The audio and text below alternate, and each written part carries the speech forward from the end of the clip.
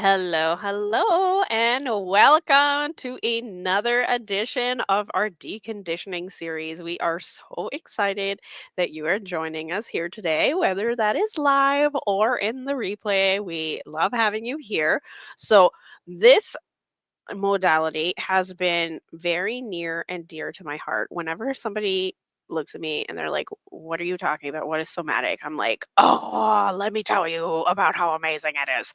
So, rather than me having explain what it is, we're going to have an expert come and tell us what somatic work is and her journey and how it has not only changed her life, but the people that are around her. So, very excited. Kari, if you've seen her face, you will know she looks a little familiar. That's because she was a part of our profile party series and she was our 5-2 generator guest. So we are welcoming her back today. So without further ado, let's bring out the magical Carrie.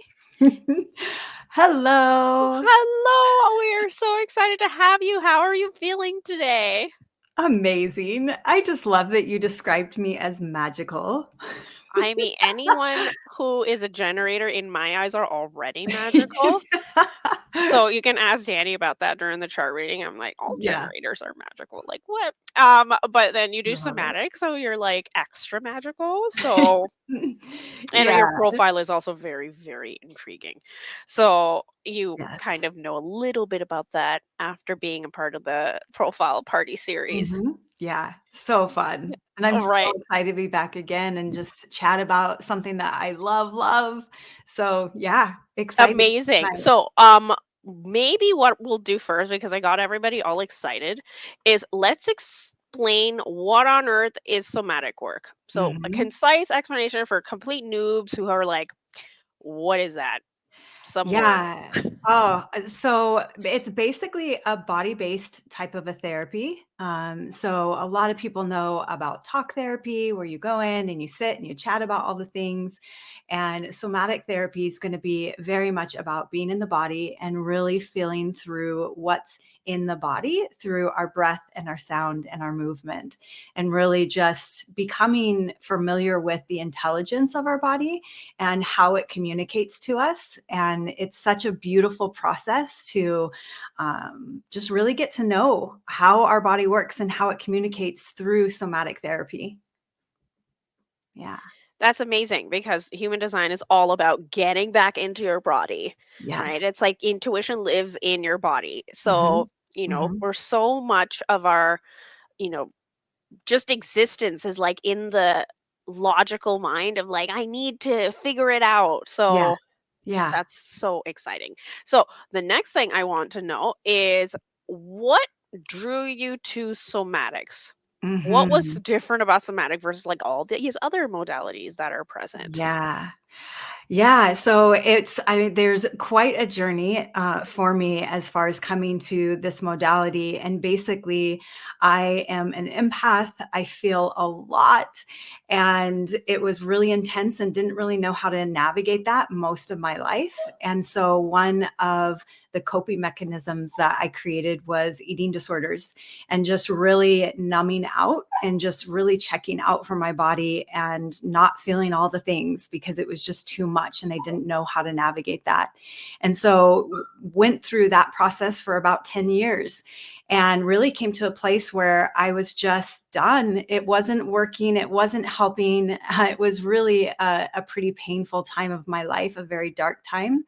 And during that, I was going to therapy and experiencing all the things that I thought was going to be helpful, and it really didn't get me anywhere because that's not what I needed. I really needed to get into my body and be able to learn how to listen to it and honor it and express it so that I didn't stuff it down and numb it, because it just doesn't work. You have to feel it to heal it. And so that really just kind of took me on this whole journey of kind of figuring out how do I do that, and came across a coaching program that was specifically for eating disorders and helping people with coming through the disordered eating and their relationship with their body. And the coaching program shifted more into general. It wasn't so specific to eating disorders and disordered eating, and more of a somatic coaching. And I actually became one of the employees of it. So I went through the program and then worked for them for 5 years. So it's Pause Somatic Coaching, and they also teach breath work as well. Yeah. I was going to say, like, you basically interned. Yes. You interned, you learned all the ropes, the Mhm. ins and outs. What a way to do it. And half a decade doing it. That is some generator, what's the word I was going to say? Generator dedication, if I've ever heard it. To be able to Yeah. like nose to the grindstone. Let's Mhm. really go deep and like get really, really good at this. So it's so Yeah. fun to see like people's designs like, Play peeking out. out, yeah, Yeah. through Yeah. the things that they do and, when they start falling more and more into alignment. So that's super exciting to see Mhm. that. I don't know if anyone ever told you that. It's like, hey, wait a minute. Yeah, I love that. And I honestly, I am somebody who I have to touch the stove. I have to actually experience it to understand it. And that's been really painful with a lot of things in my life because I've got a really colorful life experiences. And it creates a lot of wisdom and empathy within me because I've experienced it. And that's one thing when it comes to just all of the modalities. I've dipped my toes in all of them, and the somatic has just been so powerful and so healing for me and transformational. So it's just really fun to be able to guide people through those processes and just feel more comfortable with their body and how it expresses. Right. So the thing you mentioned about needing to experiment in many different ways before to learn something. So what I want to quickly do is look at how many. So this is a new thing I'm learning. I don't know everything in human design. I am learning as I do the show. So this is fun. So in human design, the line 3 is Mhm. the one that learns through trial and error by like literally physically bumping into the thing. Mhm. So even if it's not a part of your profile, right? Your profile's 5-2. If there's many threes present in other parts of your chart, so this is a Ah. fun thing you can bring up to Danny later. It will. So let me count. 1, 2, oh, 3, 4. It's in both of your nodes. That's crazy. 5. Okay, as far as I can tell, there's 5. So if you want to write down a question for later time, it could be Okay. like, what does me having a line 3 in both conscious and unconscious nodes mean? Okay. Because the nodes is kind of the trajectory of your life. So the south node is what it is before the age of 40. And then after the age of 40 is when you start falling into your north node. Okay. Yeah. Yeah, and I'm 46, so I'm in the So north node. perfect because you've already passed your Uranus opposition. So but your node, both of them are that line. So Interesting. exciting. Yeah, he'll tell you all about the nodes. It gets very interesting. But Mhm. back to somatics and how you found it. So what I Yeah. wanted to know is how did it influence the way you think or even Mhm. your beliefs, how you carry yourself really on like a Mhm. day-to-day basis? Mhm. It changed everything, because I had spent most of my life feeling like my emotions and my feelings were a nuisance and something that needed to be shut out, shut down, and wanted to avoid it because it was super uncomfortable. And not only do I feel my feelings, but I also feel other people's feelings and emotions being an empath.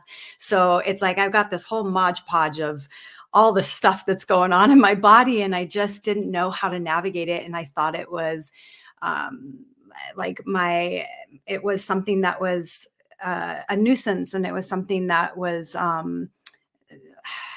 don't know, like my kryptonite. It was the thing that really just kind of wasn't helpful and was frustrating to be.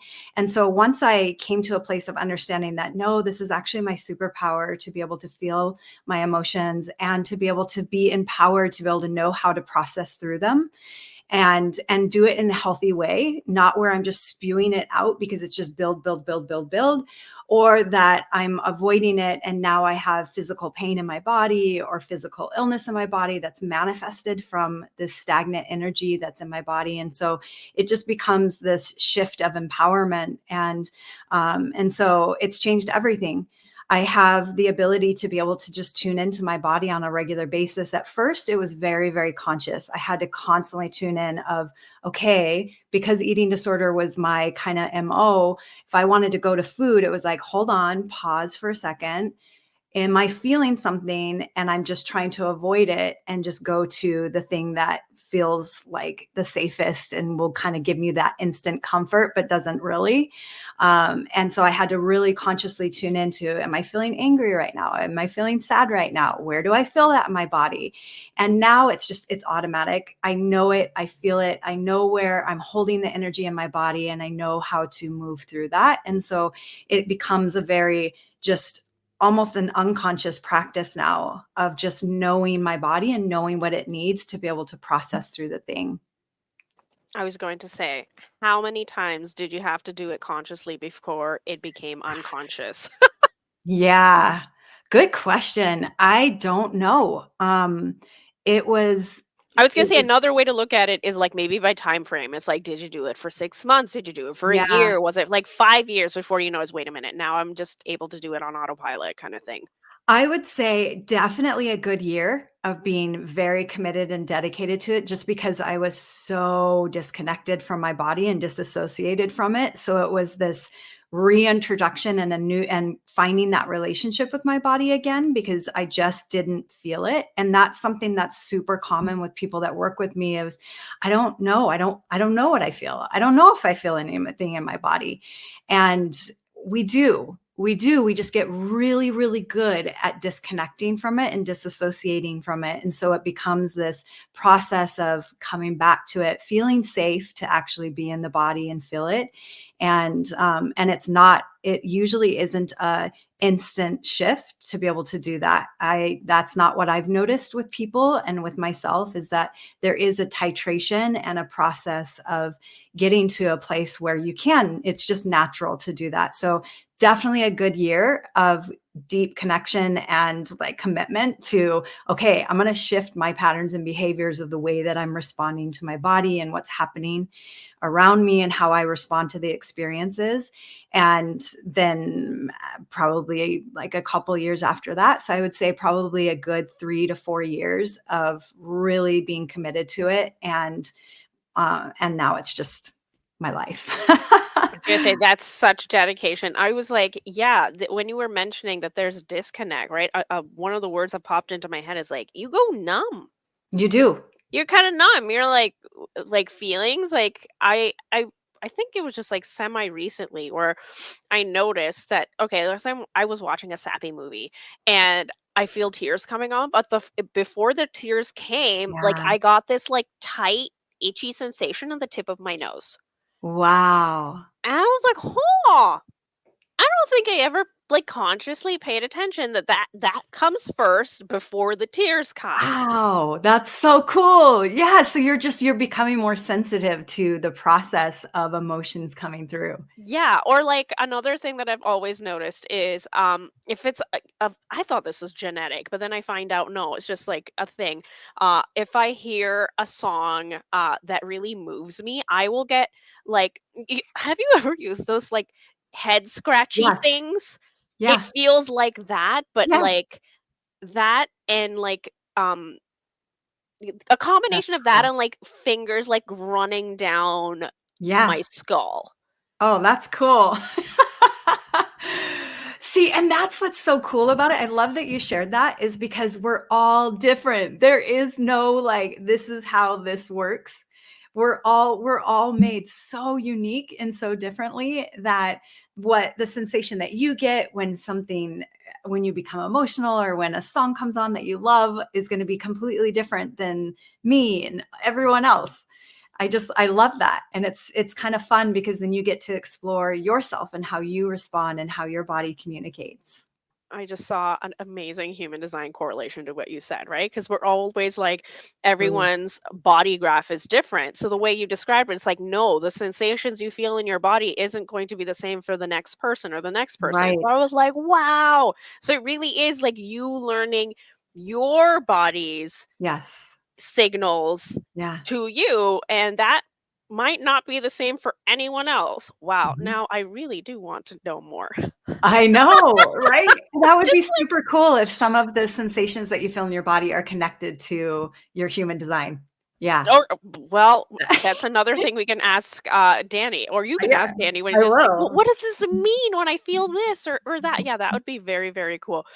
The other thing that I wanted to know, so you kind of explained your journey and the pivotal moments. One of the other things I want to know is like in the people that you worked with, what are some very clear shifts that you noticed? Mhm. I mean, there's so let me see if I can think of a specific experience. Honestly, I feel like I wanna use more of a general. So what ends up happening is there becomes a connection to the sensations that we feel in our bodies. So when I take somebody through a somatic process, if they're feeling something in their body and they don't know what it's connected to, we can go through a process where we go into the sensation and we go through just really being with it. And it is 100% the person who is experiencing the sensation that's guiding it. I'm just asking questions to help kind of bring them to the understanding of what it's actually speaking to or what it's trying to express and feel.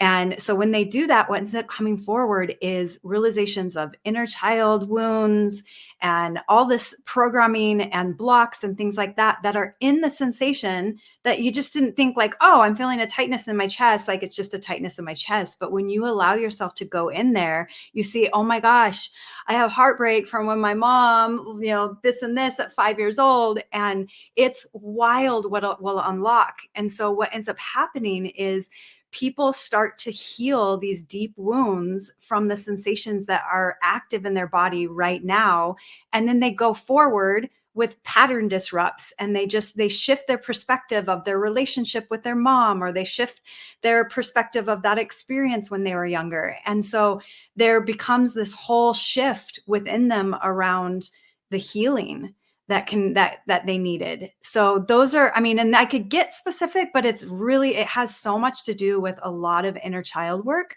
that what's happening right now is actually an activation of something that happened when they were 3 or 5, and it just got activated because that wound is still present and it's still there, and it came up with this thing that was similar, but it's not the same. Say their dad was really hard on them, and now they have a husband that like expects them to be perfect. And so that it's happened. This is happening right now where the husband is this and that, and they're feeling a sensation in their body. But when they go deep in, then they're able to really see, oh, this is connected to my dad and how he expected me to have perfect grades growing up. And so they can start working on the healing of that. I was going to say it feels like, it's like reliving that thing, right? So it's just Yeah. like a reminder. It's like a little Mhm. alarm clock. Your body's like, "Hey, And this that's the thing." thing. If we don't move through it and we actually process it and create a completion of that trauma, it stays stored in our body. And then Mm, we attract in experiences that are similar to it but we're not a victim of, oh my gosh, why does this keep happening to me? It keeps happening because the original wound was never actually processed and healed. So it's more of those mm. situations are coming in that are similar to activate it, to then now in the real time work through it and move through it that you couldn't do and you didn't have the ability to do when you were 5. Ah, right. It's one of those things that, you only do as much as you can with what you know, Yeah. right? And it's like when you're 5, You Just don't have the ability to. And yeah, that's the thing, is that we did the best that we could with what we knew and where we were exactly. at. And a lot of the times, creating certain patterns and behaviors is the best option for us at 3 and 5 and 4. But then as an adult, it doesn't serve us anymore. And it's actually really debilitating and it's not helpful. And so it's time to clear that and work through it. And Mhm. doing it through the process of somatic therapy is really, really powerful. The thing that I want to plant here is with it as well, is that there's nothing wrong with talk therapy. I Mhm. actually love to blend the two together, and really just allow some processing of sharing about the thing be there as well, because there's a lot of power in being able to speak it out and talk about the thing. But then let's go in. Okay, now we've got the context. Now let's go in and let's feel and let's process. Like, it's complementary, right? They, like, Yes. they help each other, Mhm. no modality's an island. No, one is not there. I mean, really, if we can mix and blend and not separate and go, this one's better than this one, it's just not true. They're all helpful in their own ways. And when we can blend and really bring in what's the medicine right now that's the most helpful, and maybe Mm. talking about the thing is actually going to be the most helpful. Or maybe let's not talk about it. Let's just cry our eyes out and maybe have a good scream. And that's what's actually going to be really helpful. So there's so many different ways that we can work on ourselves and connect with ourselves and understand ourselves. And it's not just one thing. You just, like, again, you keep reminding me of human design. Because human design is exactly that too, right? It's like a Yeah. blend of, like, astrology and, like, the chakra system and Kabbalah and the I Ching and Yeah. combining all of that into, like, a beautiful thing. It's just like, ah. So yes, it's the same for deconditioning. And I love that you mentioned, it's like, hey, it depends on one, who you are, and two, and what Yes. stage of deconditioning you're in, because all of us are in very different stages, and of course we Mhm. react to things very differently. So got to Mhm. try them all and see which one resonates. And Yeah. somatic is a beautiful tool to help you, again, get in touch with your body, which again is going to Mhm. get you in touch with your authority, which in human design is how you get your intuitive pings on how to make decisions. Right. Right. Right? Which is, again, another thing you can ask Danny about if you don't remember yours Yeah. off the top of your head. So one of the things that some people might be asking, or might be confused about, is, so what are the common misconceptions about somatic work that they might um, commonly tell you, and you're like, that's not exactly how it goes. I feel like in when I first started about 6 years ago, I felt Mhm, like this was a little bit more common to what I noticed with people, not so much now. I feel like more and more people are understanding the importance of getting into the body, processing and feeling our emotions. But when I mhm, first started out, it was like, does that actually work? Like, does that, I mhm, mean, it's therapy. That's the only way that I'm going to be able to actually work through my things. And I think a lot of people are starting to realize, oh, actually that sometimes it works. And for me, it didn't work. That's not what I needed. I didn't need to talk about the things. It got me nowhere. It literally mm. just looped me and actually kept me in the It's like story. spinning your wheels. Yeah, and it was just like it kept me in all of it, and I didn't need that. I needed somebody to help me to get into my body and help me to actually process and feel what was actually in there so that Hmm. I wasn't just constantly stuffing it down. So I feel like in the past it was Hmm. like, I don't know if that doesn't work. Oh, just like scream and breathe and like feel a certain emotion and allow it to like move in whatever way it wants Hmm. to move in. Hmm. Does that actually work? I felt like that was more of it felt like it was more of a woo woo thing in the past. And I feel like more and more people are realizing the power of breath, sound, movement, and how that really truly does help us to process through what's stored in our body. Hmm. And so, yeah, I personally don't have a lot of people that are like, that this doesn't, like, I don't understand what this is. I feel like more and more people are understanding that the power of movement, the power of breath, and the power of sound.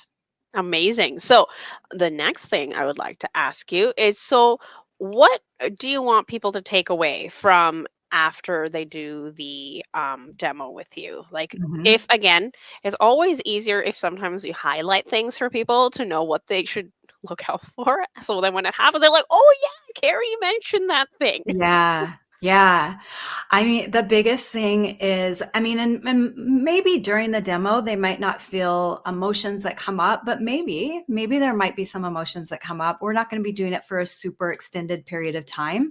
And so sometimes when we're in a process, a somatic process, it's super common for emotions to come up, and people feel a lot of the times can feel fear around that, or they don't want, oh, I don't want to cry.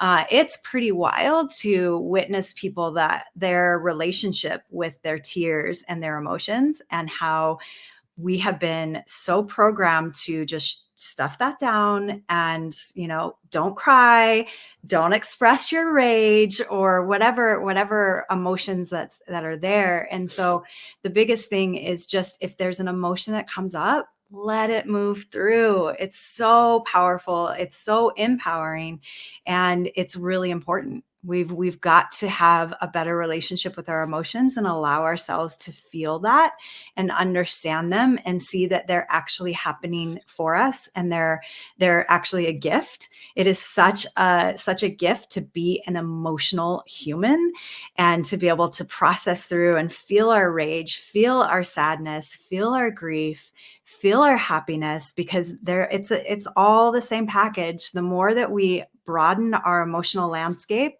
and allow ourselves to feel our sadness, it expands the landscape to be able to feel deeper happiness. And so when we pinch ourselves off from feeling, then we're pinching ourselves off from feeling all the things. And so the more we allow ourselves to feel, the more alive we are, and the more we're able to express and experience and feel safe to be able to do that. Not very many people feel safe to be able to cry because their parents told them, like, big boys don't cry, or, you keep it all together. You need to be prim and proper. And so, no, let yourself cry. So just let yourself experience whatever comes forward, and whether it's some anger that comes up, like, let it move through. It's such a healthy thing to process through that. Amazing. Thank you for that. So, Carrie, let everybody know what you have going on and where they can find you and all the things. Yeah, so you have it down below. Thebeautyway.com is my website, and beauty is spelled with an I, not a Y.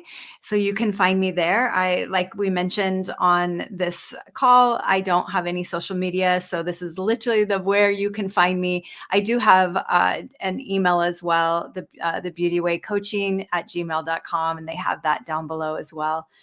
So you can always email me and we can connect. If you go to my website, you'll see all of the offerings that I have.